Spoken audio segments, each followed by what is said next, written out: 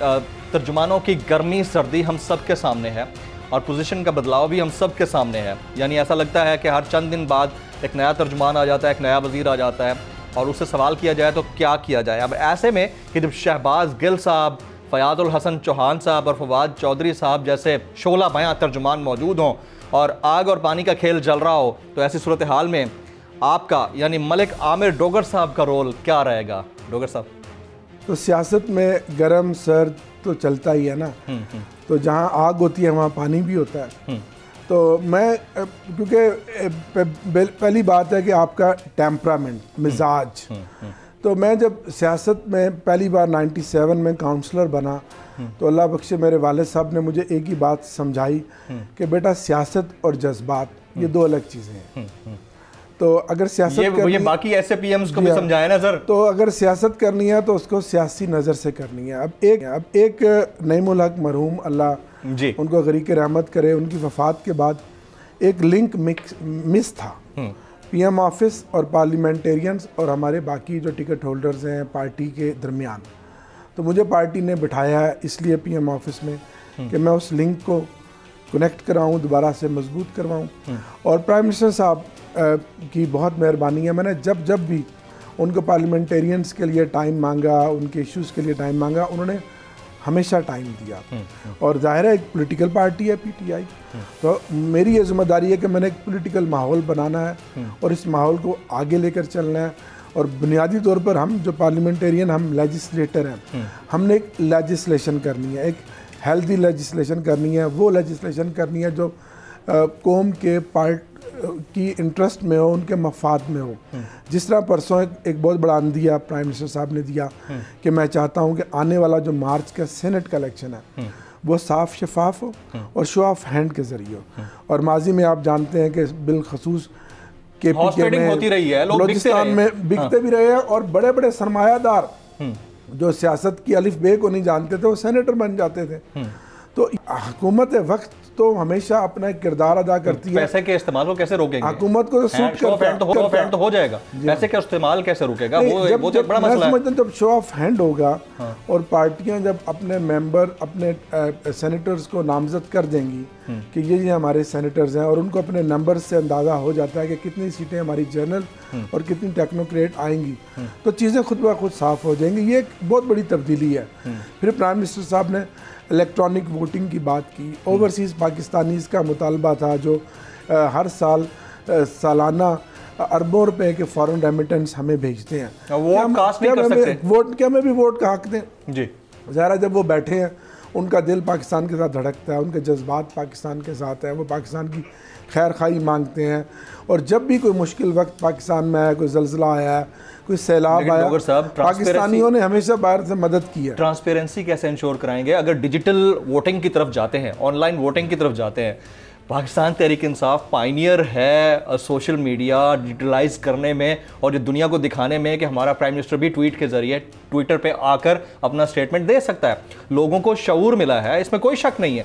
लेकिन जब आप लोग इतने एक्टिव हैं डिजिटल मीडिया के ऊपर और लोगों की सोशल मीडिया ब्रिगेड्स काम कर रही हैं, तो आप लोग ट्रांसपेरेंसी कैसे इंश्योर कराएंगे? ट्रांसपेरेंसी तो शो हो जाएगी ना, आजकल तो टेक्नोलॉजी का ज़माना है ना। आप उस सिस्टम को मैक्सिमम फुल प्रूफ बनाएंगे, जितने भी चेक हैं वो उस पर लगाएंगे ताकि हैक ना हो।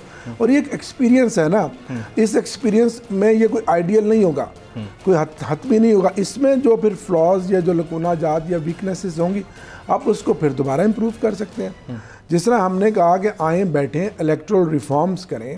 18 का इलेक्शन एक साफ सुथरा इलेक्शन हुआ है और प्राइम मिनिस्टर साहब की जाती तो नहीं मानते वो, नहीं वो आप बिठाना चाह रहे हैं। अपोजिशन तो कभी भी नहीं मानेगी, वो तो मैं ना मानने वाली बात है। और उनका तो अभी बयानिया हालिया में GB की मैं आवाम को मुबारकबाद देता हूँ कि उन्होंने एक सियासी शऊर का मुजाहरा किया और उन्होंने मुल्क दुश्मन एंटी स्टेट PDM के बयानियों को मुस्तरद कर दिया। वो तो नहीं मानेंगे, वो तो सिर्फ अपने मफादात की सियासत कर रहे हैं, अपनी करप्शन बचाने की सियासत कर रहे हैं।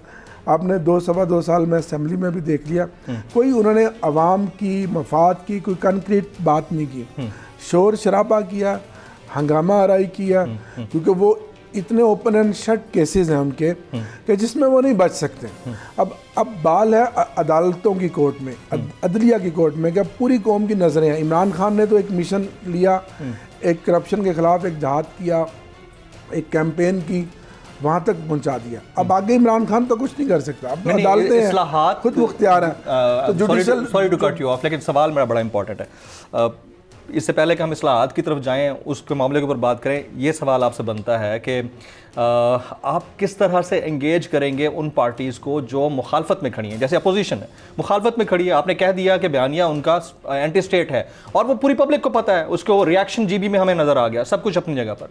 लेकिन ऐसी सूरत हाल में जब एक तरफ आप लोगों ने ये डिसीजन ले लिया है कि एंटी स्टेट बयानिए के मामले के ऊपर या दीगर मामलों के ऊपर अपोजिशन साथ नहीं है, और दूसरी तरफ ये भी फिर ऐसा एक बंदा, ठंडा बंदा जो इलेक्टेड एमएनए है, और पहली दफ़ा ऐसे पीएम्स में से ऐसा बंदा आया जो इलेक्टेड एमएनए है, उसको इतनी बड़ी जिम्मेदारी दे दी जाती है कि आपने सबको साथ लेकर चलना है।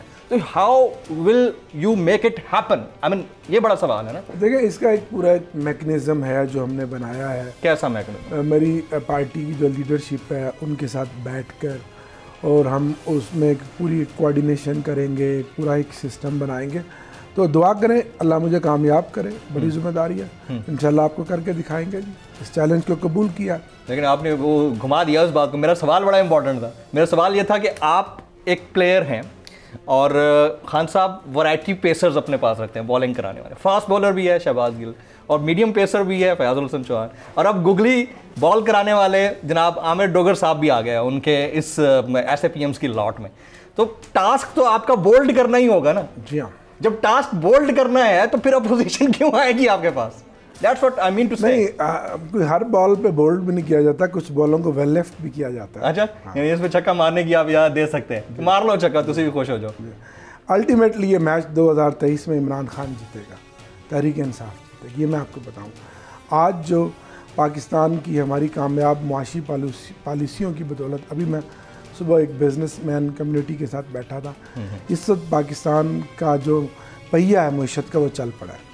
इंडस्ट्री चल रही है, ना सिर्फ इंडस्ट्री चल रही है बल्कि नई इंडस्ट्री लग रही है।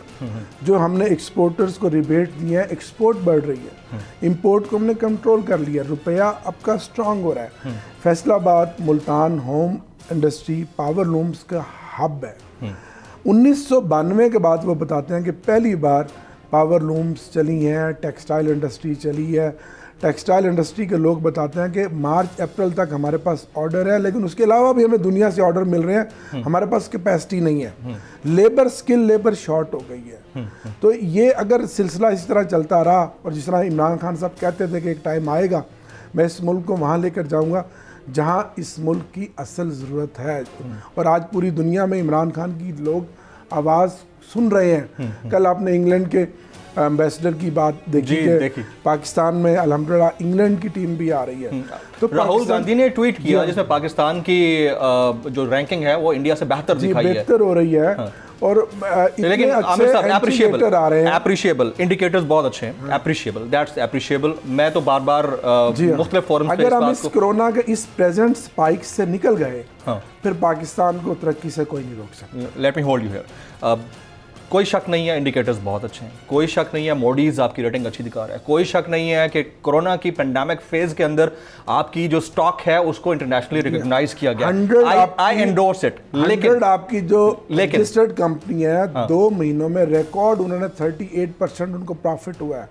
पिछले 4 महीने से हमने कोई कर्जा नहीं लिया, बल्कि कर्जे वापस किए हैं। लेकिन सर, इसके बावजूद महंगाई का ये आलम है कि आप अगर मार्केट चले जाएं, शायद हम लोग शायद मार्केट ना जाते हों, हमें पता ना हो क्या चल रहा है, लेकिन अगर आप अपने मुलाजिम से पूछें कि उसने आज कितने रेट पर टमाटर ख़रीदे हैं, या कितने रेट पर आटा ख़रीदा है, या कितने रेट पर उसने मेडिसिन ख़रीदी है, तो दैट्स अलार्मिंग। तो उसको कैसे आप लोग मैनेज करेंगे? आप 2.5 साल हो गए आपकी। देखिए, माजी की हुकूमतों में बड़े बड़े स्कैंडल्स बनते थे। ये जो पावर कॉरिडोर्स है, इनमें रोज़मर्रा करोड़ों अरबों रुपए की करप्शन होती थी, और उनके पीछे उनके किकबैक्स होते थे, और पैसा आपने देखा पिछले 20 सालों में इन्हीं हुक्मरानों ने अरबों डॉलर इस मुल्क का करप्शन के ज़रिए बाहर भिजवाया। एक बहुत बड़ा जो फैक्टर है इमरान खान की हुकूमत में, वो करप्शन खत्म हो गई, वो जो पावर कॉरिडोर खत्म हो गई है, खत्म हो गई 100%। 100% मैं बात कर रहा हूँ पावर कॉरिडोर्स की, इक़्तिदार के ऐवानों की, ठीक है, निचले लेवल पे पुलिस में, वापडा में उधर हो सकती है, नहीं करप्शन ऐवानों के अंदर नहीं है, करप्शन होगी, लेकिन उस पर भी कंट्रोल किया जा रहा है। और महंगाई एक बहुत बड़ा चैलेंज है।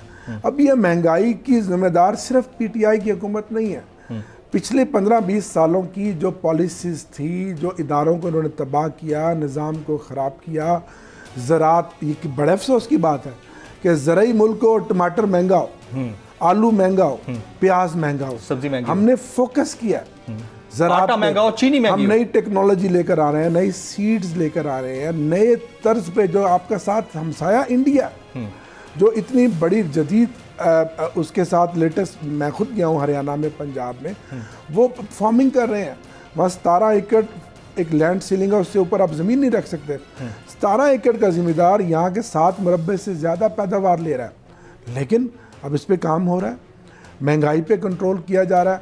कुछ 3-4 हफ्तों में महंगाई भी नीचे आई है, चीनी भी अवेलेबल है, आटा भी अवेलेबल है, और आइंदा इंशाल्लाह ना आटे का बहरान होगा, ना चीनी का बहरान होगा, और ये आगे चलेंगे।